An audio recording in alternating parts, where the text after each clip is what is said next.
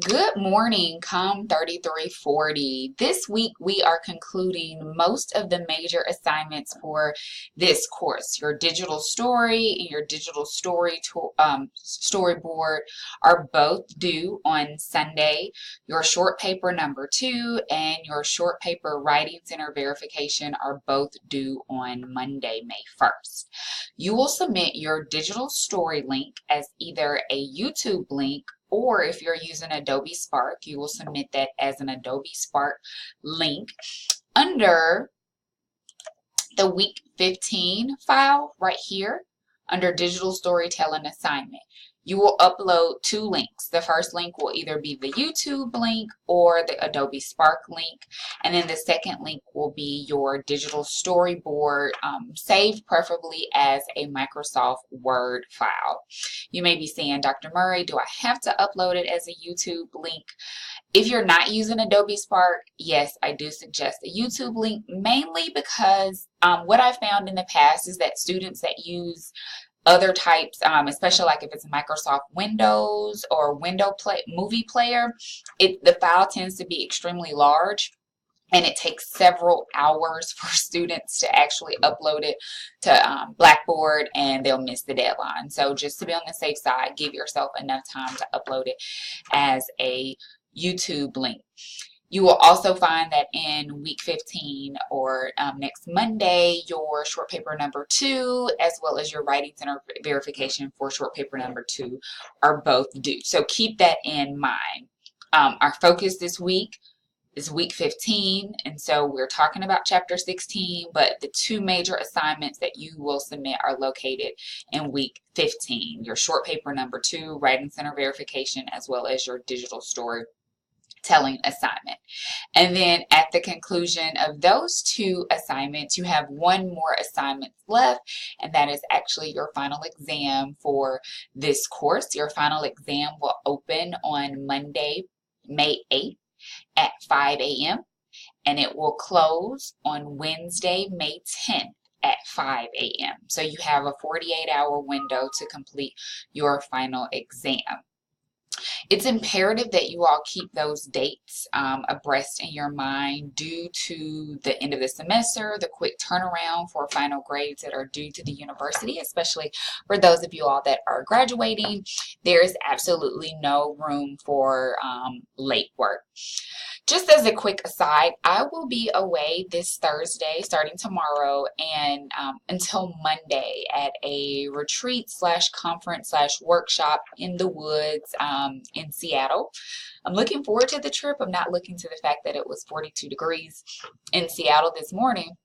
But I'm sharing this with you because I'm not sure how my email communication will be, and so just want to warn you all that there may be a 24-hour lag in regards to me being able to respond to your emails. With that being said, I highly recommend that everyone work on submitting the digital story as well as the digital storytelling link and storyboard before Sunday morning in case anything crazy happens with technology. I can guarantee that I'll try to check my email Sunday morning, and if there's something that occurs, Blackboard will be able to assist, but that is very imperative that you all understand that I will not have instant communication over the next couple of days, and you want to make sure that with these assignments you get everything turned in on time, because when I return on Monday, I am a grading machine. I wanted to also share with you all a couple of questions that I've received about the digital story project, and so thank you to those that have actually asked the questions regarding the digital story. And so a couple of answers to those questions. One of the questions is, many of us are covering similar topics, i.e. servant leadership or gender and leadership. How can I make my digital storyboard stand out from the rest? And so that is actually a great question because I generally tend to see many of the same topics, and many of you all have great example selected servant leadership. You want to make the story unique to you. Everybody has a different story. And you want to make sure that you include tenets of your story that relate solely to your experience with servant leadership. And so no two stories should ever be the same, because you're focusing on your individual life as well as the individual that you have declared to be a servant leader. And so you want to make that story unique to you. What suggestion, this is question number 2, would you offer to help us approach the assignment with more originality?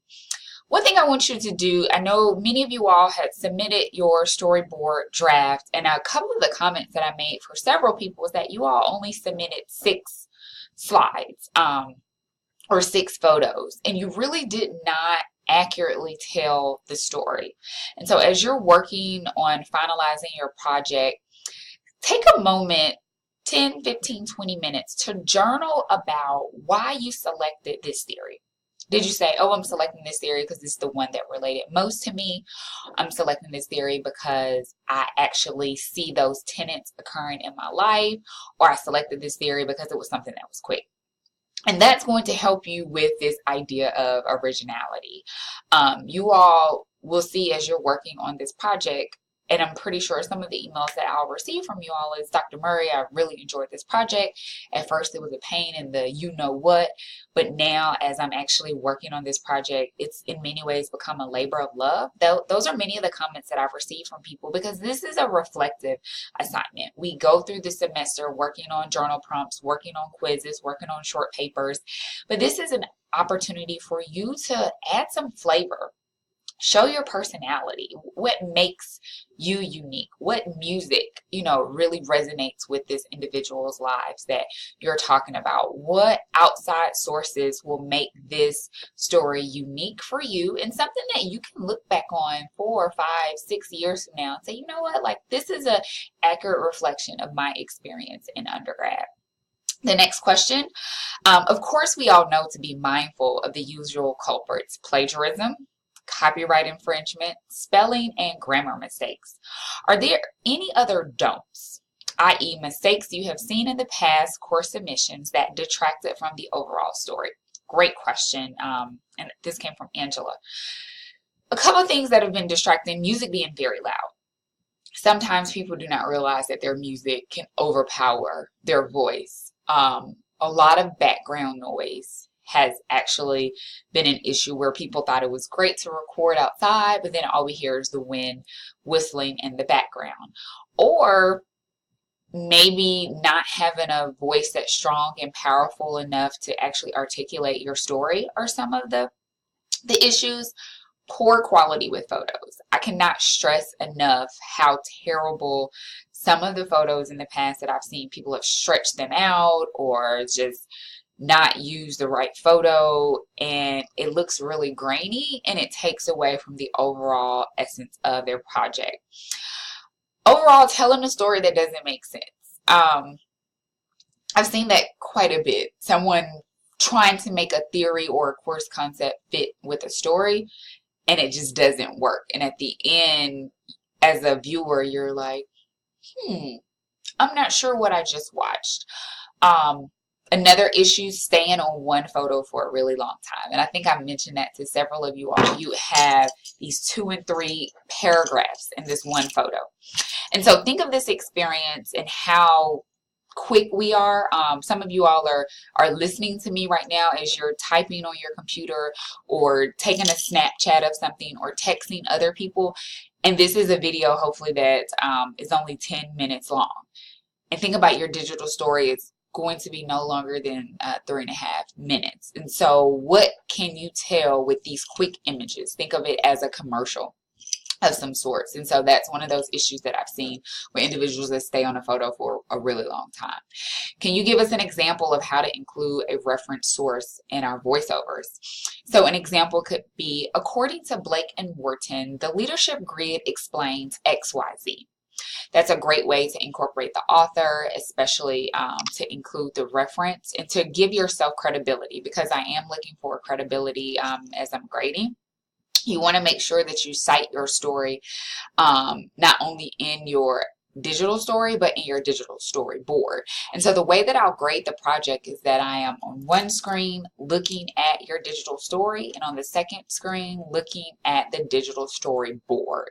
And you look at your storyboard as your document for closed caption, because we want to also adhere to individuals that may only be able to see but not hear. And so essentially you would be able to insert, this is not a requirement, but you would be able to insert all of the language into the video for closed caption purposes. And so I am going to be reading them side by side. Of course, if there's areas where you include a couple of ums or ands, or you ad-lib a word or two, that's okay. But the essence of the story I'm looking for in your storyboard draft. Another question was, can you provide us with one of the best student submissions that you've received? And so in addition to this link, I'm going to send you all two videos that I received. One, a student indicated that this was indeed a labor of love for them, and it was a ode to their father. And another student used this video as more of a reflective piece to include in a time capsule for their memories for undergrad. And so I want you guys to keep that in mind as you're working on this assignment. A couple of other things quickly. This is something that's fun. Think about, many of us, we use Instagram. We maybe went live on Facebook, and so we understand this technology. Even if we don't, think about the way that the job market is moving now, and most organizations want their employees to be digital savvy. And so this is an opportunity for you to have fun, to show your savviness when it comes to technology, and most importantly, to have something that you can use in your communication studies portfolio later on down the road. I hope that this video has indeed been informative, and you are steady working away, finishing up not only your short paper, but as well as your digital story. If there are any questions, please feel free to send me an email. I leave tomorrow afternoon, so it is noon right now.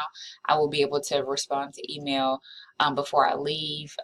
And as indicated before, I'm not sure of my email situation, and so I will definitely try to reply as soon as I am available. But please make sure, I shouldn't have to beg, but please make sure that you get your work in on time, because you do have 300 points that are left in the class for your success. You all, I am hoping for a wow Wednesday for everyone, and I look forward to learning more about you through your digital stories. Have a great day.